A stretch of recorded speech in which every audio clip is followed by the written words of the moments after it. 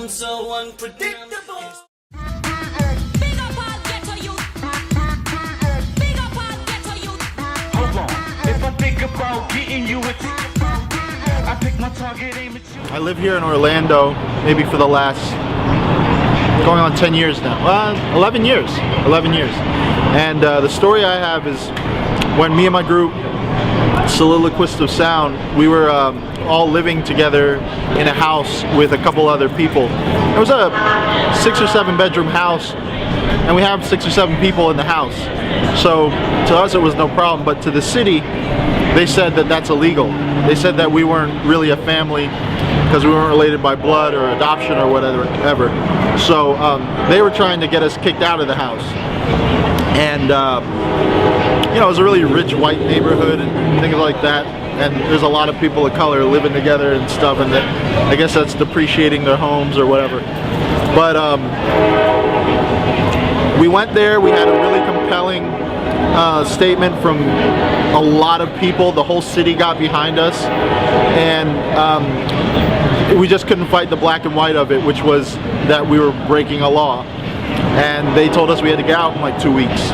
Within that 2 weeks, Hurricane Charlie came by and totally put a tree through my recording studio and our house.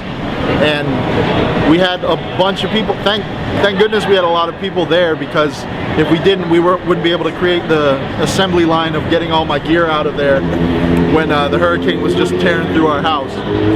So we were homeless at that point earlier than the 2 weeks because of the fact that the hurricane made it so. And so at that point we decided to go on tour. And we went up the East Coast, and we ended out that tour. It was like a really impromptu thing. We were just calling up open mics and things like that and saying, hey, we want to play at your night tonight. We're a homeless group that's traveling up north. We haven't got a house because of the hurricane and that type of thing. And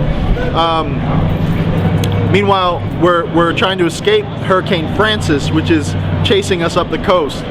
And we finally wound up in Rhode Island and played with Sage Francis, who was actually a big fan of our group.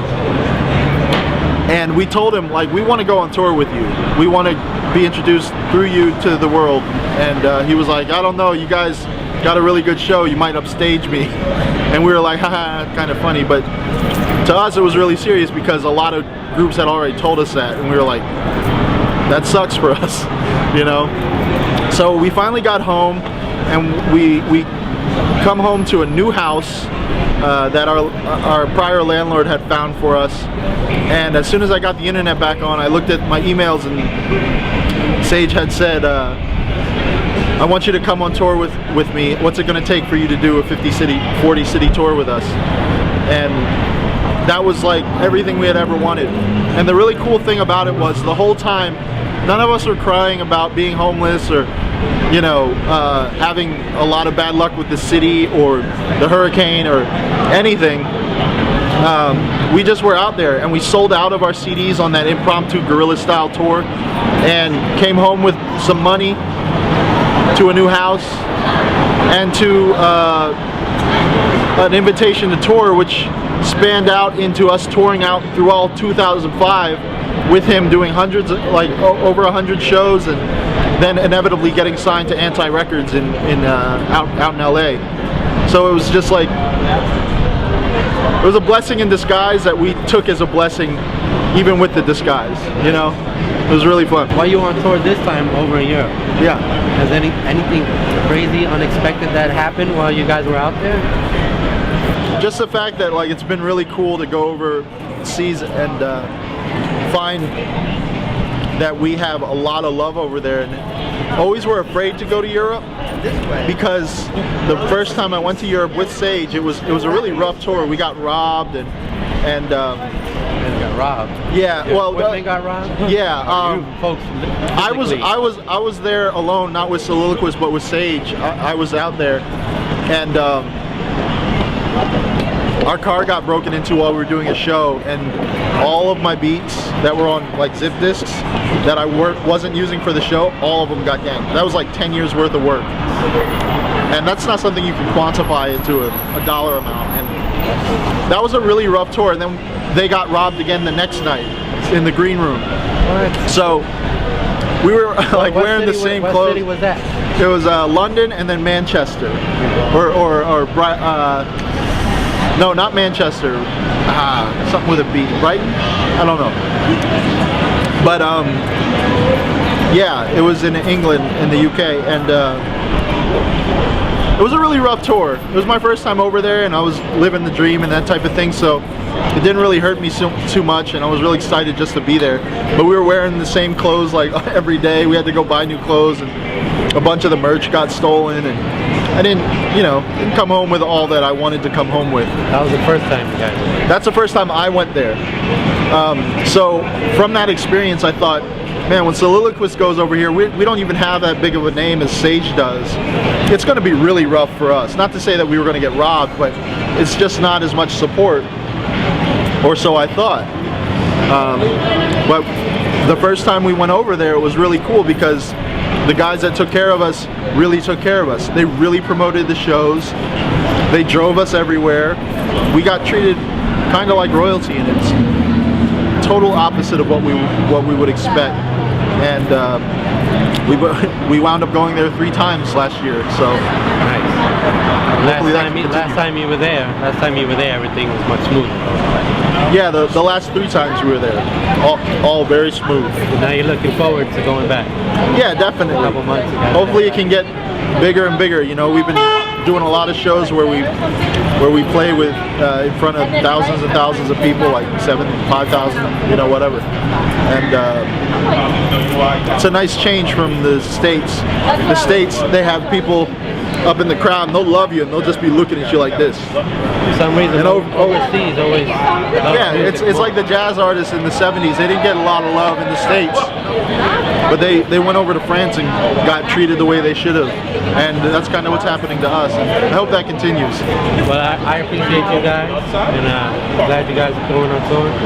Keep on rocking. Thank you. I'm from Central America. I'm from Panama. All right, so check this out. Here's a true story right here. This true story. So I have my son's mother, and I'm not with her no more. Like son's mother, whatever.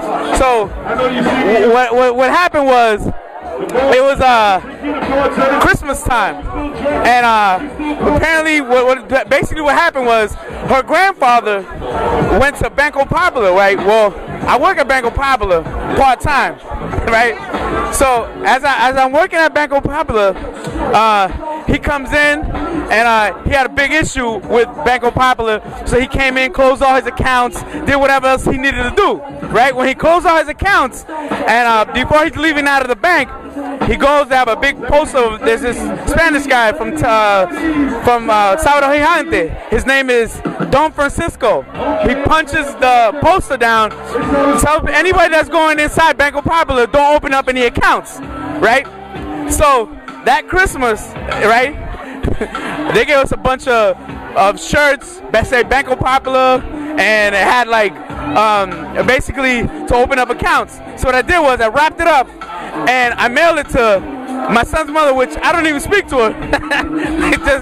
So I mailed it, and he got it in the mail. It was a bunch of stuff from Banco Popular. I got to see his reaction, but that was the funniest shit that I could just imagine when he opened it up, how he reacted when he first went the first time, when he went to close all of his other accounts. But anyways, that's my story that I had. I don't know how funny it is to you, but it was funny to me.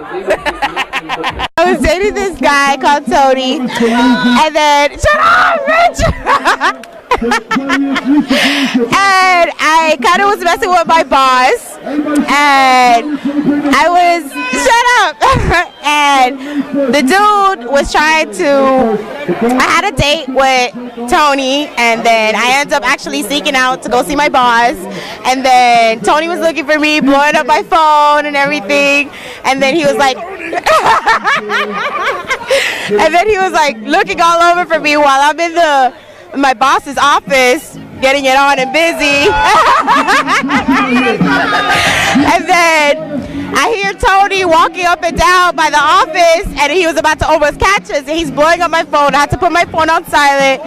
So whatever, me and my boss finished doing our thing, and then after I leave the room in the office, yeah, that's the best time to have sex is in the office, everywhere. And then after we left the office, I left the office first. You know, I didn't have no drawers on. I kept my bra on, and then I walked it out. And then Tony was out there, and boom, he popped out. And I was like, oh shit, like I didn't know what to do. So then I was like, just frozen. So then we're walking, and he's there interrogating me, and I'm like, no, I didn't do anything. We're just there, chilling, conversating. Shut up.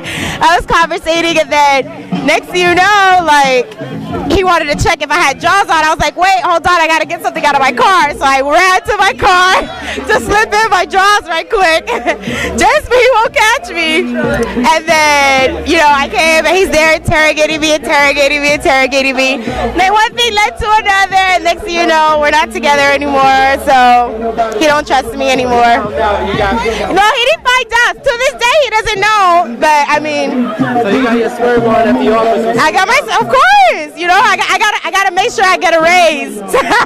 So you know, you gotta do the boss. The boss to get that Of course. In Miami, it's only in Miami. The best place to be. Been here for about 26 years, and I remember when I first came out here, Lethal Weapon 2 came out, right? And they blew up City Hall right here in downtown Orlando. It's in that first scene, remember that? You know what I'm saying? What's his name? the racist dude, Mel Gibson, was running out the building, going crazy with Danny Glover. Building came down. That's how they demolished the City Hall. We made it on a Hollywood movie. But you know what I'm saying? I mean, you hear, you know, people think Orlando's all pretty and shit. But I mean, you know, you got the mosque right here. Right across the street is Coalition for the Homeless. Catch all types of crazy shit down here. I mean, where we on, Paramore? We're on Central. You know, Central and Paramore. You know what I'm saying? I mean, it's a beautiful city, but I definitely don't be around here at nighttime. That's about it. My name's Jay, you know, over here at Storytelling Time. Take care, peace. It's your favorite motherfucker, Sticks Greens. Right now, we at this jump off in Orlando. It's crazy, man. I'm here with DJ Infrared. I'm here with my mans, you know what I'm saying? Yo, behind the camera, he get it wild, crazy popping. But look, I want to tell y'all this crazy story. I'm at the crib. I'm taking it easy. All of a sudden, this girl, she like 40 years old. So, you know, I like older bitches. So she calls me and she says, yo, come to the crib. So I'm like, yeah, I'll come to the crib, but I don't feel like fucking. So she says, yo, it's no problem, I got my period. I say, all right, fine, so I'll be right over. So I go over to the crib. Yo, older bitches are like psychics. So she know what kind of drink I like, so she point out Mad Mary Martin. She point out Mad Heinekens, I'm drinking it. I'm not even noticed that this bitch, she not drinking nothing. So finally, I'm like, yo, she take a nightgown down. So I'm like, yo, wait a second. You said that you didn't want to fuck. She said, that doesn't mean that you can't fuck me in the ass. I say, oh shit, this bitch is crazy. So I'm fucking in the ass and all that. I'm like, yo. Now you know some bitches, while you fucking them, they can't even take no dick. They put, yo, she's pushing over shit with her ass. Like, she's fucking me pushing over shit. I'm like, yo, this is the craziest shit ever. I nut. She proceeds to let go of the longest and loudest fart I ever heard a bitch let go in my life. That was the first and last time I ever fucked a bitch in her ass. Sticks Greens. That's my story.